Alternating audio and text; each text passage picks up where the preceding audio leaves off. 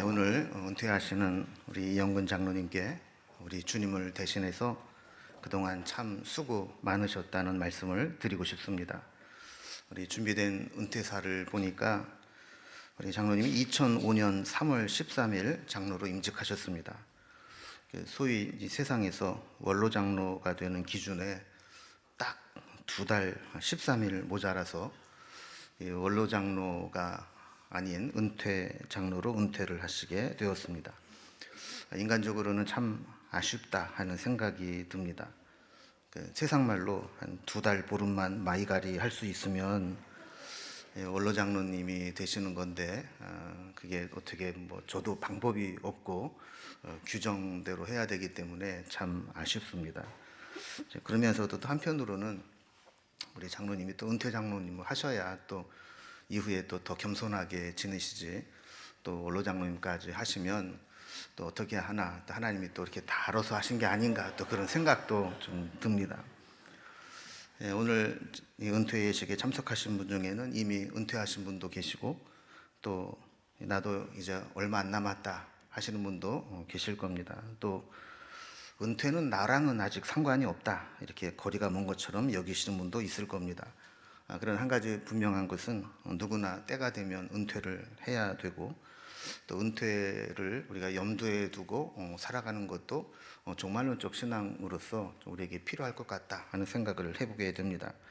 은퇴를 함에 있어서 오늘 본문에 사도 바울이 어떤 사도로서 은퇴한 건 아니지만 인생의 은퇴를 앞두고 했던 고백을 통해서 우리의 신앙을 한번 돌아보며 교훈을 삼고자 합니다. 디모데 후서는 우리가 잘 알다시피 사도 바울이 제일 마지막에 기록한 서신으로 알려져 있습니다. 이 말은 유언처럼 마지막 하고 싶은 말을 남긴 것이다 라는 거죠. 바울은 디모데 후서를 쓸 당시에 나이도 많았고 또 감옥에 갇혀 있으면서 사형 집행을 기다리고 있는 그런 상황이었습니다. 그래서 영적인 아들인 이 디모데를 한번 꼭 만나보고 싶은 그런 간절한 마음도 있었고, 보지 못한다면 이렇게 서신으로라도 마지막 유언과 같은 내용을 전해주고 싶어서 기록한 것이 디모데 후서입니다. 오늘 본문을 잘 보면 바울은 그의 현재의 상태와 과거로부터 지금까지 살아온 인생, 그리고 앞으로 미래에 대한 소망을 담고 있는 것을 보게 됩니다. 우리가 오늘 7절, 8절 읽었지만 6절부터 말씀을 좀 살펴보면 이렇게 현재의 모습, 과거의 모습, 미래의 모습, 이렇게 시제별로 살펴볼 수 있는데, 먼저 이 바울의 고백을 보면서 현재의 상황을 한번 살펴보도록 하겠습니다.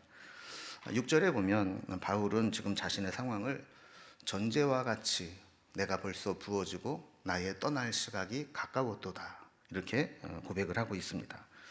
여기 보면 이제 전제라고 하는 제사가 나옵니다. 이 전제는 히브리어로 네세크라는 말을 쓰는데 부음, 소둠 이런 의미를 가진 단어입니다. 그러니까 제물을 바칠 때 이 포도주나 독한 술을 함께 제물에 부어드림으로 마지막까지 온전히 태워드리는 제사가 바로 전제입니다. 다른 성경에는 관제라고도 번역된 제사입니다. 그래서 전제는 단독으로 드릴 수 있는 제사는 아니고 화제라고 하는 제사로 제물을 드릴 때 동반해서 포도주를 부어 드리는 제사를 우리가 전제다, 이렇게 부르고 있습니다. 그래서 전제는 이 제사의 제물에 이 포도주를 부어 드림으로 완전한 헌신으로 제사를 마무리한다 하는 의미를 가지고 있습니다. 바울은 지금 자신의 상황을 내가 전제와 같이 벌써 부어지고 떠날 시각이 가까웠다, 이렇게 고백을 하고 있습니다. 여기서 우리는 이 바울의 아주 귀한 고백을 하나 보게 되는데, 바울은 자기의 죽음을 앞두고 자신의 임박한 죽음이 어떤 마지막이나 또 소멸로 보지 않았다는 겁니다. 이제 가면 언제 오나 하면서 이제 내 인생은 끝났다, 이렇게 본 것이 아니고 나의 이 죽음마저도 하나님께 드림이 되는 제사와도 같다, 이렇게 해석을 한 겁니다. 주를 섬겼던 자의 마지막은 실패가 아니라 영광의 관문임을 알았기 때문이죠. 지난 당회 때 우리 이영근 장로님이 이제 신무장로에서 은퇴를 하면 시모 장로로 있을 때는 교회에 속해 있으면서 하지 못했던 일들을 하고 싶은 것들이 있다, 이런 말씀을 하셨습니다. 지금까지 제물된 삶을 살아오셨다면 이제 전제와 같이 한 번 더 포도주를 부어 멋지게 남은 후반전을 완성하실 수 있기를 소망합니다. 두 번째로 바울은 과거의 인생을 회고하는 내용을 보게 됩니다. 7절에 보면 나는 선한 싸움을 싸우고 나의 달려갈 길을 마치고 믿음을 지켰으니 라고 고백합니다. 바울은 그의 인생을 돌아볼 때 나는 전쟁과 같은 삶을 살았다, 정말 치열하게 살았다, 복음을 위해서 목숨을 걸고 살았다, 이렇게 고백을 한 겁니다.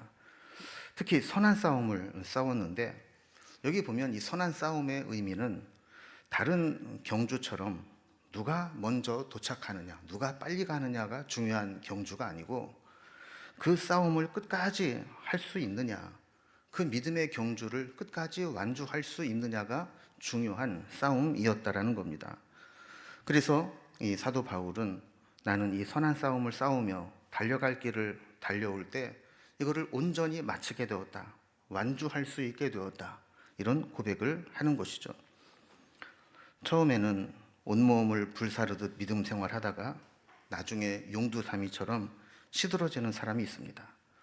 시작은 창대하였지만 나중은 심히 미약해지는 사람도 있습니다. 중도에 여러 가지 이유로 탈락하고 하차하는 사람도 있습니다. 세상이 좋아 빠지거나 세상 이익을 따라가거나 안락한 삶을 따르거나 또 감정에 이끌려 시험에 들어 주저앉기도 합니다. 그러나 바울은 나의 달려갈 길을 마치도록 믿음의 경주를 완주했다라고 고백합니다. 그래서 믿음을 끝까지 지켰고 그 달려갈 길을 완주했다라는 것이죠. 바울의 살아온 인생을 보면 결코 순탄치 않았습니다. 고난도 있었고 감옥에 갇히기도 하고 매를 맞기도 하고 또 죽음의 위협을 수없이 겪기도 했습니다. 그러나 그는 한 번도 타협하거나 굴하지 않았습니다. 우리 영훈 장로님, 훗날 인생의 은퇴를 할 때 이 바울의 고백을 하실 수 있기를 바랍니다. 그래서 나는 선한 싸움을 싸우고 달려갈 길을 다 마칠 때까지 주님 주신 믿음의 사명을 잘 지켰노라고 간증할 수 있기를 바랍니다. 마지막 세 번째로 바울은 미래의 소망을 고백했습니다. 8절에 보면 이제 후로는 나를 위하여 의의 면류관이 예비되었으므로 주 곧 의로우신 재판장이 그날에 내게 주실 것이며 내게만 아니라 주의 나타나심을 사모하는 모든 자에게 도니라 라고 고백했습니다. 믿음의 선한 싸움을 달려온 그는 결승전이 가까워 오면서 결승점을 통과하고 날 때 자기를 위해 예비한 시상대에 서서 의의 면류관을 받게 될 것을 바라보았습니다. 헬라어로 이 면류관은 두 개의 단어를 사용합니다. 우리말 성경에는 구분 없이 그냥 사용이 돼서 면류관 혹은 관 이렇게 돼 있지만 헬라어에는 두 가지 용어로 구분을 합니다. 하나는 디아데마이고 하나는 스테파누스라는 용어입니다. 이 디아데마는 이렇게 둘레를 동여매다라는 의미에서 유래가 됐는데 여기에서 다이아뎀이라고 하는 왕관이 파생돼 나왔습니다.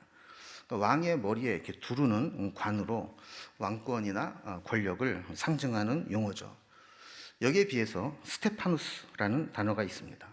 예수님의 제자는 아니지만 7 집사 중에 하나인 스테반도 여기에서 스테파누스에서 나온 이름입니다. 이 스테파누스는 운동 경기 우승자에게 주는 승리의 표상이고 수고와 노력한 것에 대한 명예의 상징입니다.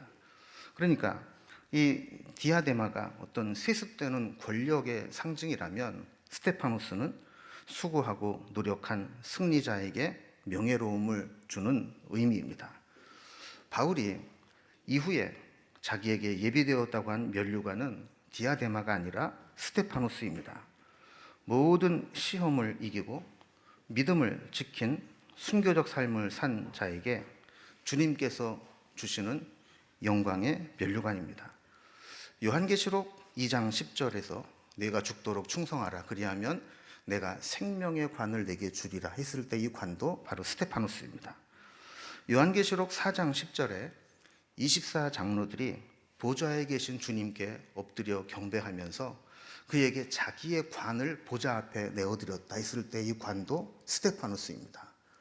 그러니까 믿음의 경주를 완주한 자에게 주신 이 스테파노스를 우리는 마지막 날 주님 앞에 예배할 때 그것마저도 벗어서 드리게 되는 그런 관이 되는 것이죠. 그러니까 이 스테파노스는 받아 쓰면서 영원히 자랑하고 뻐기는 것이 아니라 보좌에 계신 주님 앞에 벗어 그 보좌를 앞에 드리는 것입니다. 데살로니가 전서 2장 19절에 보면 바울은 데살로니가 교인들에게 우리의 소망이나 기쁨이나 자랑의 면류관은 주님 강림하실 때 너희가 아니냐 이렇게 이야기를 했습니다. 그럼 우리의 면류관은 무엇일까? 우리가 자랑할 만한 면류관은 무엇일까 했을 때 그것은 세상에서 누린 성공이나 업적이나 모아놓은 물질이 아니라 우리에게 선한 영향력을 받아 믿음을 이어가는 믿음의 형제요, 자매요, 후배들이라는 것입니다. 저는 지금까지 목회를 시작하면서 어떤 교회를 섬기든 제 마음에 품은 소망이 한 가지 있습니다. 그것은 내가 이 교회를 섬기는 동안 이 교회의 최고의 전성기를 맞이하게 해달라 하는 기도입니다. 교회를 사랑하는 사람이라면 누구나 아마 그런 소망을 품을 겁니다. 내가 이 교회를 섬기는 동안 이 교회가 하나님 앞에 가장 왕성하게 쓰임받고 부흥하고 번성하는 최고의 전성기를 누리면 좋겠다 하는 마음을 갖게 될 겁니다. 제가 우리 교회 부임할 때 우리 이영근 장로님은 선임 장로로서 저를 도와서 교회를 새롭게 리빌딩 하는데 힘을 모아 주셨습니다. 어디까지가 진심인지는 모르겠는데 제가 부임할 때 저한테 그런 얘기를 하더라고요. 목사님, 사실 저는 이 교회를 떠나서 송도나 다른 교회로 옮길 생각까지 하고 있었습니다. 그런데 목사님 하는 거 보면서 마지막으로 결정을 하려고 했는데 지금 생각하면 참 잘하신 것 같죠? 예. 많은 노예에서 많은 분들이 저한테 살짝 물어봅니다. 그 명륜중앙교회 쉽지 않은 교회인데 좀 어렵지 않냐고, 그리고 장로님들이 힘들게 하지 않느냐고 이렇게 물어봐요. 근데 아마 우리 장로님들 다른 교회에서 누구를 알겠어요? 이영건 장로님 보고 하겠죠. 그런 얘기를. 그럴 때 제가 아니라고, 우리 장로님이 난 얼마나 큰 힘이 되는지 모른다고. 우리 장로님은 참 남들이 갖지 못한 은사를 가지고 있어요. 돈 내라는 얘기를 그렇게 잘해요. 그래서 만약에 목사가 이제 돈 내라, 헌금해라 그러면 시험에 들 텐데, 그런 목사가 힘든 얘기를 장로님이 다니면서 쿡 찔러가지고 돈 내야 될 거 아니냐고, 헌금해야 될 거 아니냐고, 엘리베이터도 놔야 되고 이것도 리모델링도 해야 되고 하는데 그런 얘기를 잘해서 사실은 제가 목회적으로 하고 싶은 것들이 있을 때 사실 다 돈이 들잖아요. 그런데 장로님이 그런 것들을 다 앞에서 감당해 주시고, 또 이런 거는 당회원이 앞장서서 해야 된다. 교인들이 헌금 하란다고 얼마나 하겠냐. 우리가 당회원들이 먼저 이만큼 최소한도 해야 교인들도 따라오는 거 아니냐. 그러면서 이 솔선수범해서 교회를 새롭게 만드는데 앞장서 주셨던 장로님입니다. 그 전에는 장로님이 어떻게 했는지는 모르겠어요. 근데 어쨌든 제가 부임해서 이 교회를 좀 이렇게 새롭게 리빌딩 하는데 참 힘이 되었습니다.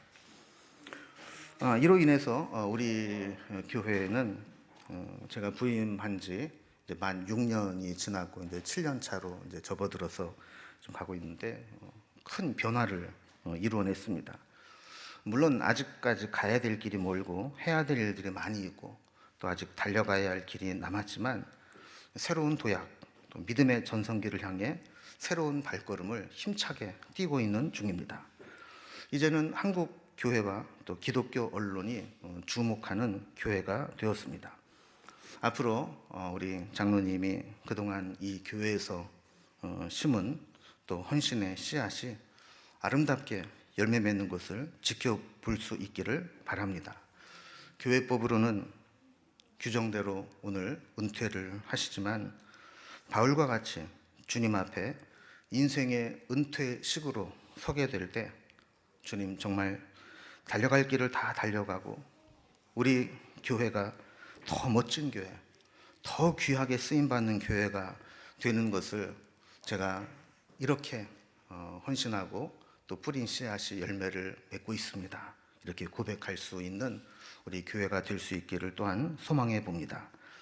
그리고 아직 더 힘을 내야 할 우리 교회의 믿음의 후배들이 그 바통을 이어받아서 함께 영광스러운 모습을 만들어 나갈 수 있기를 주님의 이름으로 기원합니다.